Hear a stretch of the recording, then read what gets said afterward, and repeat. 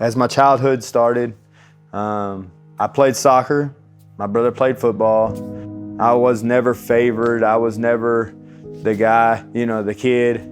So I really didn't have a father growing up until my parents got a divorce. I wanted to live with my dad, which didn't want no part of me as I was growing up because he wanted to hurt my mom. And by hurting my mom, he'd take me, which taking me was just whatever I wanted to do. Messing with girls, doing drugs, selling marijuana, because that was the cool thing to do. That's what my dad did. I watched my dad run with gangsters, run with drug addicts, be a drug addict, be a drug dealer. So that's all I wanted to be because that's what my dad was. And it just kind of spiraled out of control. I went to prison for methamphetamines. I got out 60 days later after getting out of doing 7 months.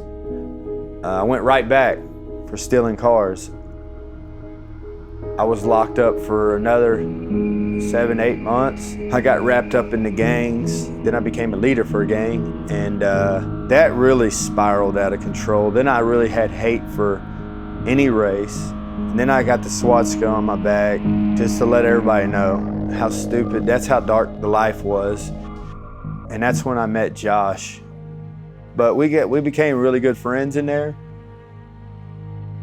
He's the one that brought me to the Lord. He's the one that showed me there was no color. He led me to the Lord. He planted all my seeds, and that was in 2014 in prison down south. For the 23 years in and out, it was just one big cycle of I would come out, I would get scared, I would be fearful. Really, it was just I was just running from the Father. I was running from my father. I was just running and not actually accepting who I was and who I was created to be. And I told God, I said, I'm tired. I'm tired of running. I'm just tired. I'll never forget, there was 3 telephone poles lined up in the trees outside my window, and it looked like the 3 crosses. And I would sing Amazing Love to those crosses 2-3 times a day.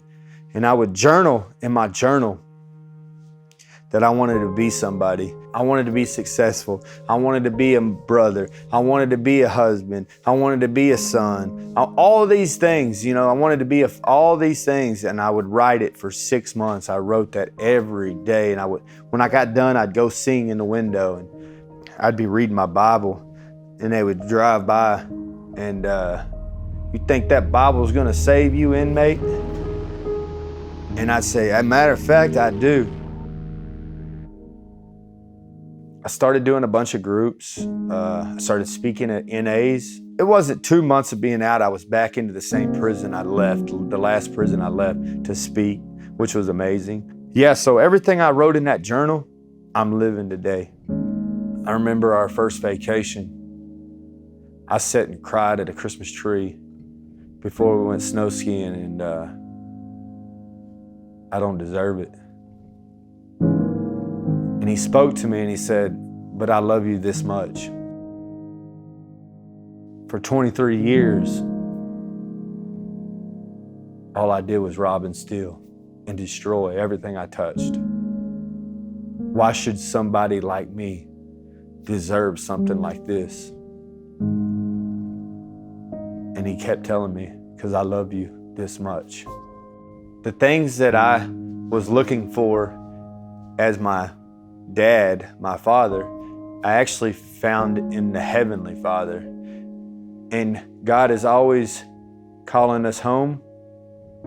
And when you turn your ear and you listen and you follow the voice, He'll be waiting with open arms, just like He did me. I still really don't know what I'm doing. But I just keep trusting God. And I keep trusting Him. And He keeps showing up.